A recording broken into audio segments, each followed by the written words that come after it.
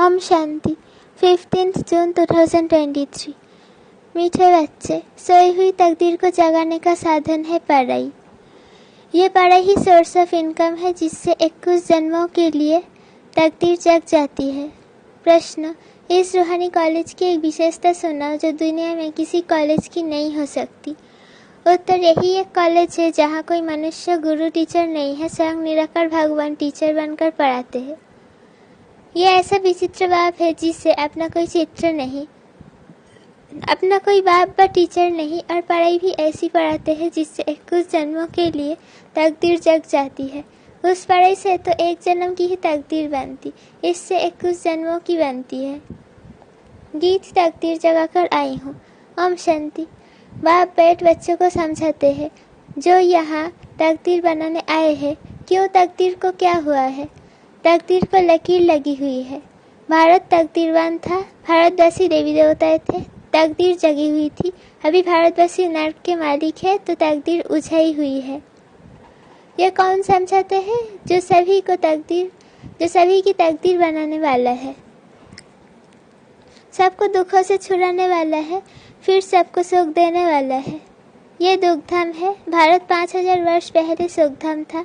सबकी तकदीर जगी हुई थी, अब तकदीर सोई हुई है। सारे मनुष्य सृष्टि की तकदीर जगाने वाला जरूर बेहद का बाप ही होगा। बाप रचयिता है। अब तुम जानते हो भारत में सब मनुष्य सुखी थे। कौन से मनुष्य? ऐसे नहीं, सतयुग में इतने सब मनुष्य थे। पहले सतयुग में 9 लाख थे। देवी देवता धर्मों की शुरुआत थी। ये सब बातें समझाने वाला है ज्ञान का सागर, मनुष्य सृष्टि का बीज रूप बाप। बच्चों से पूछेंगे तुम्हारा बीज रचता कौन है, तो कहेंगे मामा बाबा ने हमको रचा है, क्योंकि सब माँ बाप से ही जन्म लेते हैं। बाप स्त्री को जन्म नहीं देता, एडॉप्ट करता है कि तुम मेरी स्त्री हो, फिर उनसे बच्चा पैदा होता है। वो है क्रिएटर। स्त्री को एडॉप्ट किया, कन्या पराई घर की थी, उनको अपनी पत्नी बनाते हैं। फिर जब बच्चे पैदा होते हैं तो बच्चे उनको माता पिता कहते हैं। वो है हद के माता पिता। बाप कन्या की शादी कराते हैं। पहले कन्या पवित्र है तो कितना मान होता है, फिर भिखारी बनने से वो मान नहीं रहता। कहते हैं कन्या वो जो 21 कुल का उद्धार करे। अब बाप वैद समझाते हैं कि ये जो ब्रह्मा कुमारियाँ है, ये इस समय भारतवासियों को 21 जन्मों के लिए उद्धार करती है। ये सब कुमारियाँ है, भले शादी की हुई है, लेकिन ब्रह्मा कुमार कुमारियाँ बने हैं तो भाई बहन हो गए ना। लेकिन ब्रह्मा कुमार कुमारियाँ बने हैं तो भाई बहन हो गए ना। काम कटोरी चला नहीं सकते, पवित्रता का मान तो है ना। सन्यासी पवित्र बनते हैं, उनका भी मान है ना। भारत में पवित्रता थी तो भारत सदा सुखी था, संपूर्ण निर्विकारी था। मंदिरों में जाकर गाते हैं आप सर्वगुण संपन्न। तुम्हारा वास्तव में हिंदू धर्म नहीं है। हिंदुस्तान तो रहने का स्थान है। यूरोप में रहने वालों का धर्म यूरोपियन धर्म ही कहेंगे, धर्म तो क्रिश्चियन है। हिंदुस्तान में रहने वालों का हिंदू धर्म नहीं है। धर्म तो और होना चाहिए। बाप समझाते हैं जो देवी देवता धर्म वाले थे वही अपने को हिंदू कहलाते हैं, क्योंकि अपने धर्म को भूल गए हैं। हिंदू कोई आदि सनातन धर्म नहीं है। क्रिश्चियन लोग क्राइस्ट को मानते हैं क्योंकि उन्होंने क्रिश्चियन धर्म स्थापन किया। यहाँ तो किसको भी ये पता नहीं है कि हम किस धर्म के हैं। कोई सिख धर्म वाला होगा तो बताएगा कि हम सिख धर्म का हूँ। सिख धर्म किसने स्थापन किया, तो कहेंगे गुरु नानक ने स्थापन किया। उन्होंने यह धर्म कैसे स्थापन किया, ये फिर तुम जानते हो। कोई भी पतित आत्मा धर्म स्थापन कर न सके। जो धर्म स्थापक होते हैं वो पहले पवित्र होते हैं, फिर अपवित्र शरीर में प्रवेश कर धर्म स्थापन करते हैं। जैसे गुरु नानक को तो बच्चे आदि थे, फिर उनमें पवित्र आत्मा ने प्रवेश कर सिख धर्म की स्थापना की। ये ब्रह्मा का भी पतित शरीर है, तो उनमें ज्ञान सागर बाप आए हैं। तुम जानते हो हमारा वो बाप है। यह आत्मा कहती है तुम्हें आत्माभिमानी बनना है। देह में आत्मा रहती है। जैसे कोई कहते हैं मैं मर्चेंट हूँ, यह आत्मा ने इस ऑर्गन्स द्वारा कहा। आत्मा कहती है मैंने 84 जन्म पूरे किए। बाप बैद समझाते हैं मैं हूँ तुम आत्माओं का बाप। मेरा अवतरण भारत में ही होता है। मुझे अपना शरीर नहीं है। ब्रह्मा विष्णु शंकर को भी अपना सूक्ष्म शरीर है। मेरा अवतरण भारत में ही होता है। यादगार में शिवलिंग दिखाते हैं, लेकिन मेरा कोई इतना बड़ा रूप नहीं है। मैं हूँ स्टार। जैसे आत्मा स्टार है, आत्मा कोई बहुत बड़ी नहीं होती। चमकता है भ्रुकुटी के बीच अजब सितारा। आत्मा बहुत छोटी है, लाइट का साक्षात्कार बहुत करके सफ़ेद होता है।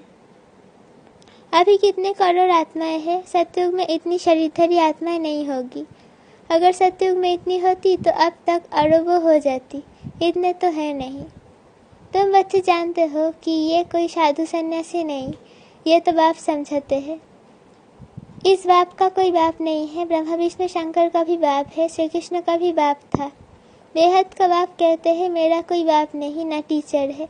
सतयुग में भी बच्चे राजविद्या पढ़ने स्कूल में जाएंगे, टीचर होगा। हमारा कोई टीचर नहीं है। मैं तुमको राजयोग की शिक्षा देता हूँ। मैं कोई राजा महाराजा नहीं बनूंगा, तुम बच्चे बनेंगे। पूज्य श्री लक्ष्मी श्री नारायण थे। सतयुग में राज्य करते थे। ये निराकार बाप इस शरीर में विराजमान हो पढ़ाते हैं आत्माओं को। हम आत्माएं पढ़ती है।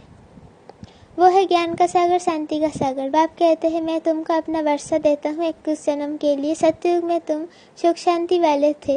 रावण भूत वह होता नहीं, वो है ही संपूर्ण निर्विकारी दुनिया। अभी है संपूर्ण विकारी दुनिया। अभी तुम बच्चे जानते हो हम बाबा से तकदीर बनाने आए हैं। स्कूल में तकदीर बनाई जाती है, पढ़कर पास करेंगे, टीचर बनेंगे। यहाँ तुम 21 जन्मों के लिए तकदीर बनाते हो। वो तकदीर बनाते हैं इस एक जन्म के लिए। स्कूल में पढ़कर शरीर निर्वाह के लिए कमाई करेंगे, अपना और दूसरों का शरीर निर्वाह होगा।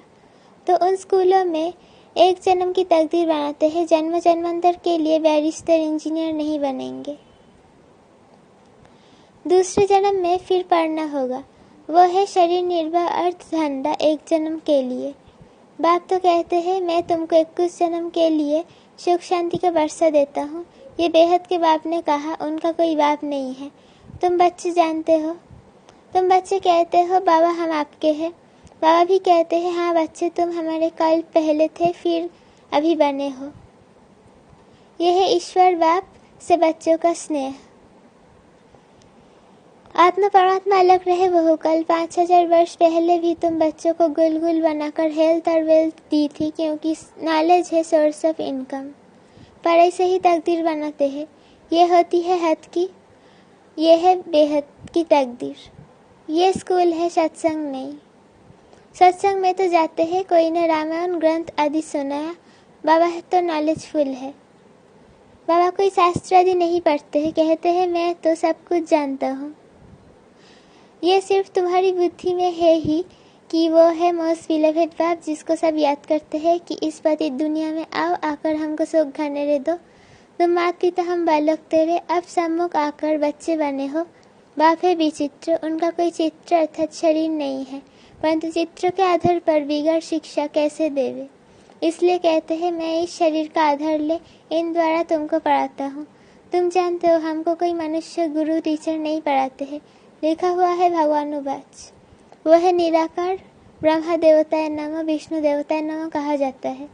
ब्रह्मा भगवान नहीं कहेंगे क्योंकि वो है सूक्ष्म रतनवासी। देवताएं है रचना, उनसे कोई वर्षा नहीं मिल सकता। तो फिर मनुष्य को वर्षा कैसे दे सकते। तो इन बातों को कोई समझ न सके। ये है गॉडफादरली कॉलेज। भगवान पढ़ाते हैं बच्चे मैं तुमको मनुष्य से देवी देवता बनाता हूँ, ऐसे और कोई कह न सके। सन्यासी है ही निवृत्ति मार्ग के। सतयुग में तो प्रवृत्ति मार्ग में पवित्र देवी देवता थे। अब मैं आया हूँ पतितों को पावन बनाने। जितना याद करेंगे उतना विक्रम विनाश होंगे। आत्मा ही पतित होती है। जैसे सोने में खाद पड़ती है, फिर जेवर खाद वाला बनता है।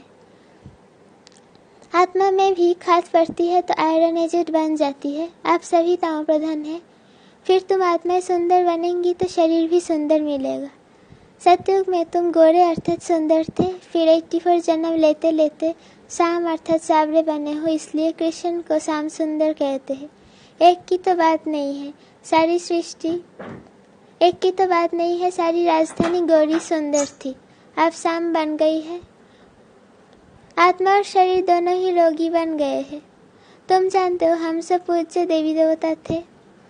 माया ने पूज्य से पुजारी बनाया है। देवी देवता धर्म वाले धर्म भ्रष्ट कर्म भ्रष्ट हो गए हैं। देवताओं के आगे जाकर कहते हैं हम नीच पापी है, हमारे में कोई गुण नहीं है, हम कंगाल दुखी है। भारत में देवी देवताओं का राज्य था, भारत सिरताज था। अब तो प्रजा का प्रजा पर राज्य है। बाप को जानते नहीं, ये तो जानते हो इस पुरानी दुनिया का विनाश होना है। कहा जाता है विनाश काले विपरीत बुद्धि। किसकी? यादवों और कौरवों की, जो बाप को नहीं जानते हैं। भगवानुवाच, तुम्हारी तकदीर जो डूबी हुई थी वो अभी जग चुकी है। तकदीर बन जाने की ये पड़ाई है। स्वर्ग का मालिक तो स्वर्ग की स्थापना करने वाला ही बनाएगा। स्वर्ग की स्थापना करने वाला है हेवनली गॉडफादर। नरकपशी माया बनाती है। तुम गाते भी हो, दुख में सिमरन सब करे, सुख में करे ना कोई। भक्ति शुरू होती है द्वापर से। भक्ति का फल देने भगवान को आना पड़े। अब भगवान घर बैठे आए हैं भारत में। भारत उनका घर है ना। शिवरात्रि भी यहाँ मनाते हैं, मंदिर भी यहाँ बने हुए हैं। शिव, तुम बच्चों को बैठ नॉलेज देते हैं, जिसको ज्ञान अमृत अथवा सोमरस भी कहते हैं। गोल्डन एजेट बनाने के लिए नॉलेज देते हैं, तो नाम सोमनाथ पड़ा है। अभी तो भारत कितना कंगाल है। तुमको इस समय 3 पैर पृथ्वी के भी नहीं मिलते। कहाँ बैठकर पढ़ाते हो? कहाँ बैठकर पढ़ते हो? ये तो बड़े से बड़े हॉस्पिटल कम कॉलेज है। तुम मिडकेट हो, कहते हो बाबा मैं आपका 12 मास का बच्चा हूँ।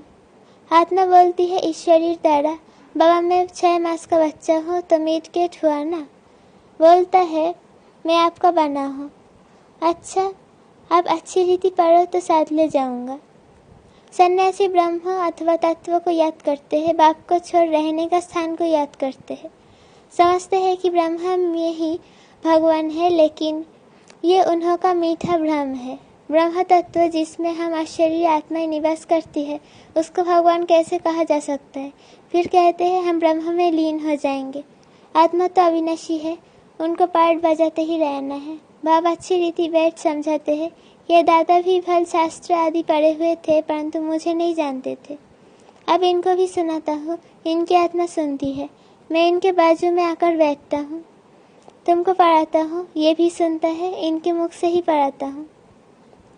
तुमको देही अभिमानी बनाता हूँ। दुनिया में कोई देही अभिमानी होते नहीं। तुम बच्चे बेहद के बाप से बेहद सुख का वर्षा ले रहे हो। 5000 वर्ष पहले मुआफिर सन्यासी आदि को अपने शास्त्र ही बुद्धि में आएंगे। यहाँ कोई शास्त्र की बात नहीं।